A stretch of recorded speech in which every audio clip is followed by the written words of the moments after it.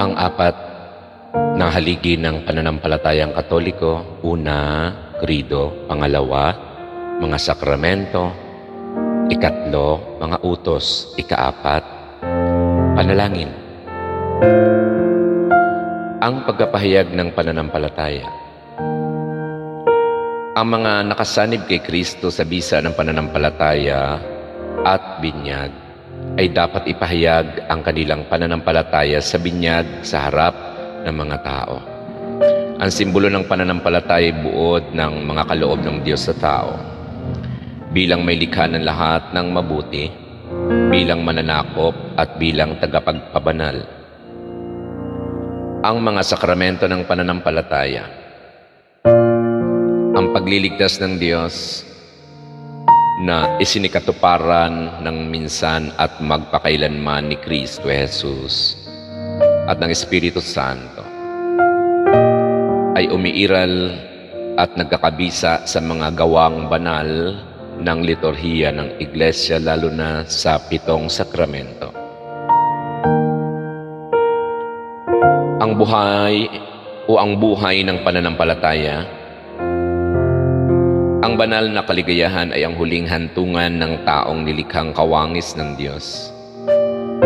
Natatamo ito ng tao sa pamagitan ng isang paggawang matuwid at pusa, sa tulong ng batas at biyaya ng Diyos, at sa pamamagitan ng isang paggawa na tumutupad sa dubling kautusan ng pag-ibig na ipinaliliwanag sa 10 utos ng Diyos. Ang panalangin sa buhay ng pananampalataya o sa buhay na pananampalataya.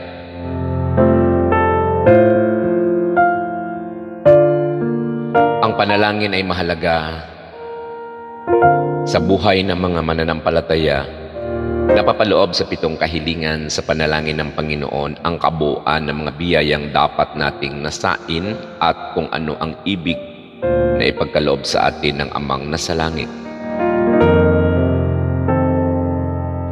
Inuutusan ni Kristo ang mga apostol na ipangaral ang mabuting balita at gawing alagad ang lahat ng mga bansa.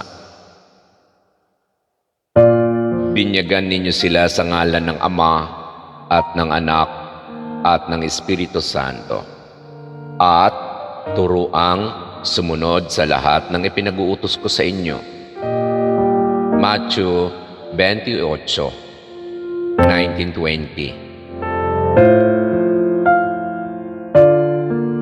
Mateo 28:19-20. Isinasaad sa mga gawa ng mga apostol na mula sa simula ang simbahan ay naging tapat sa utos ng Panginoon.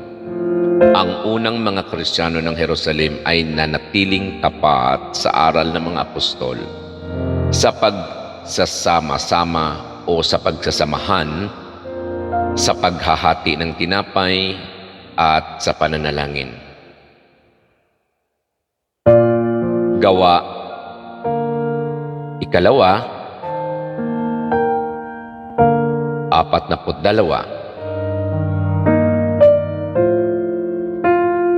Gawa 2:42. Ang ating Kristiyanong pamumuhay at pagiging ganap ay nakaangkla sa 4 na haliging ito ng pananampalatayang Katoliko.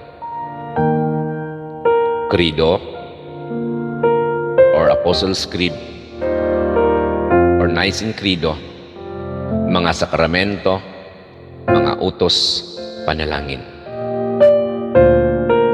Sa lalong higit pang mas maunawaan natin ang kabuuan, basahin natin ang Catechism of the Catholic Church at patuloy na mag-aral ng banal na kasulatan, manalangin, humingi ng kaalaman sa banal na Espiritu Santo sa ating pagkaunawa nito upang mapalago, mapaunlad at mapagbunga natin ng higit pa ang ating nalalaman at ang ating pananampalataya.